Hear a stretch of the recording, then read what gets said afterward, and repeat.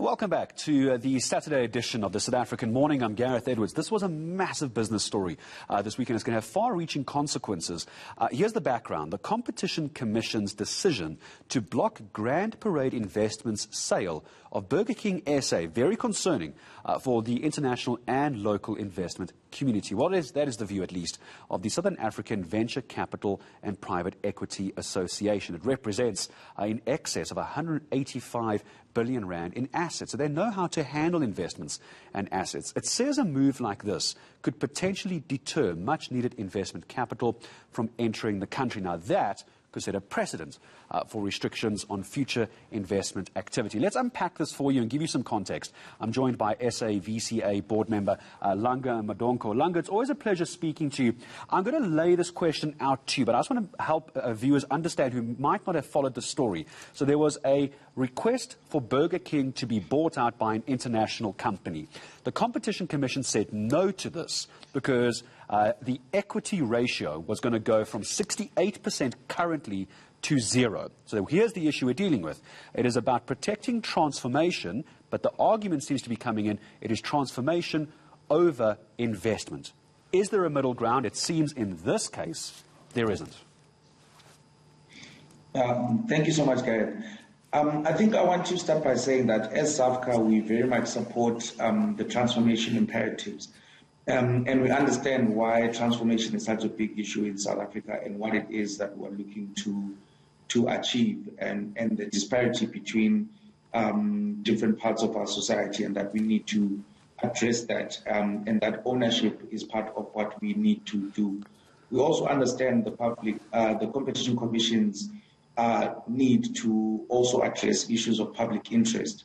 However, I think in this instance, what we are saying is there needs to be greater clarity in terms of how these public interest issues are considered and how they play out in the Competition Commission in order for investors to have clarity on what the expectations are when they're going to undertake to do a transaction.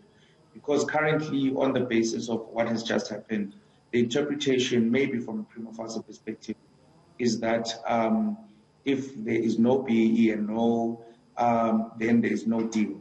And I think we understand that it's important still to do the BEE, but what are the terms that the Competition Commission is looking for in order for them to say that this is a transaction that they will allow to go? I can't help but wonder, when we always talk about ratings agencies, Langa, it is this kind of situation, these kind of decisions by the Competition Commission that the rating agencies are going to look at, because they're going to look at the investment grading, they're going to look at the investment capital, they're going to look at the investment growth in South Africa from the international market. Could something like this have a negative effect for something like a ratings agency on South Africa? I think South Africa's greatest problem around policy isn't a lack of policy, it's a lack of clarity on the policy. I think we are all aware, and I think the rating agencies are aware, that transformation is an issue in South Africa. But I think this may have a negative effect in that what is required is the clarity around what are the parameters under which international investors need to be operating in order for them to be successful in concluding transactions and investment into South Africa. I think we have a broad range of tools that one can use for transformation. But now we're asking the question to say, from the Competition Commission, how much weighting is given to each parameter? And also, what are the different parts that one can look at when they want to invest in SA? And I think giving clarity on that would enable the ratings agencies to fully understand the mechanics around which these considerations are made. Yeah, it's a very, very interesting story to unpack from the business side and what the kind of knock-on effects are about this. What does international business think of South Africa? Is this going to scare them off? What about the ratings agencies? What a pleasure.